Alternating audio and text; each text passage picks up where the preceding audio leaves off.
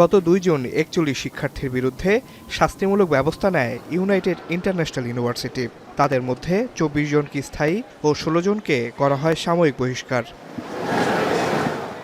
এই ঘটনার জেরে শনিবার সকাল 8:30 থেকে উপাচার্য বিরোধী আন্দোলনে জড়ানো শিক্ষার্থীদের বহিষ্কার আদেশ প্রত্যাহার সহ 5 দফা দাবিতে নতুন বাজার সড়ক অবরোধ করে শিক্ষার্থীরা।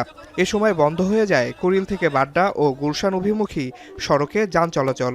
এতে দুর্ভোগে পড়েন যাত্রীরা। আমি যাব কুমিল্লা, এয়ারপোর্ট থেকে আমার বাসটা ছেড়ে আসছে, আমরা 1 ঘন্টা জাস্ট 3টা বাস পরে এখানে দাঁড়ায় আছি। এক সরকারের বলে পারি নাই মানতি, আর এক সরকার নতুন করে বসাইছে ছাত্ররা, তারা পারে না মানতি। সাহেব মাসখানে খালি নিরুহ মানুষ কষ্ট পাবে কিসের জন্য? কেসারেন শেকড় থেকে শিখরে। পরে শিক্ষার্থীদের সাথে আলোচনা করে বিশ্ববিদ্যালয়ের প্রক্টরিয়াল টিম। সমঝোতা না হলে এক পর্যায়ে রাস্তার যান চলাচল স্বাভাবিক করতে শিক্ষার্থীদের উপর লাঠিচার্জ করে পুলিশ। আহত হয় বেশ কয়েকজন শিক্ষার্থী।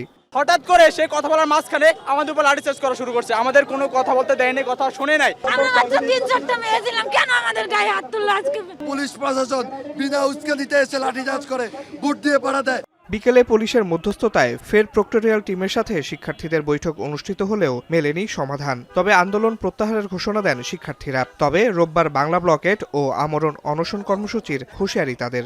আলটিমেটাম দিচ্ছি যে আমাদের বহিষ্কার আদেশ প্রত্যাহার করতে হবে। যদি বহিষ্কার আদেশ প্রত্যাহার না করা হয়, আমরা আগামীকাল থেকে আবার সারা বাংলাদেশে বাংলা ব্লকেট পালিত হবে এবং আমরা বহিষ্কৃত শিক্ষার্থীরা আমরণ অনশনে বসতে যাচ্ছি আগামীকাল। এদিকে স্বাভাবিক রয়েছে বিশ্ববিদ্যালয়ের শিক্ষা কার্যক্রম, অনুষ্ঠিত হচ্ছে সব ক্লাস, স্বাভাবিক রয়েছে শিক্ষার্থীদের উপস্থিতিও। বহিরাগত যে সমস্যা চলছে সেরকম কোনো সমস্যা আমি এখন পর্যন্ত দেখতে পাচ্ছি না। আমরা সবাই এটাই চাই যে এখন এক্সাম যেহেতু আসছে, so rather than closing the university, আমাদের কার্যক্রম যেরকম চলতেছিল আমরা ওইরকমই চাই যে চলুক। প্রত্যেকটা ক্লাস আমাদের অন টাইমে শুরু হয়েছে এবং আমাদের 100% না, আমি যদি বলি 80 to 90% আমাদের ক্লাসে প্রেজেন্ট আছে স্টুডেন্টরা। এর আগে এপ্রিলে এক শিক্ষার্থীকে মিড টার্ম পরীক্ষায় অংশ নিতে না দেওয়াকে কেন্দ্র করে শিক্ষার্থী ও বিশ্ববিদ্যালয় কর্তৃপক্ষের মধ্যে বিরোধের সূচনা হয়। আসিফ ইকবাল খান, এখন, ঢাকা।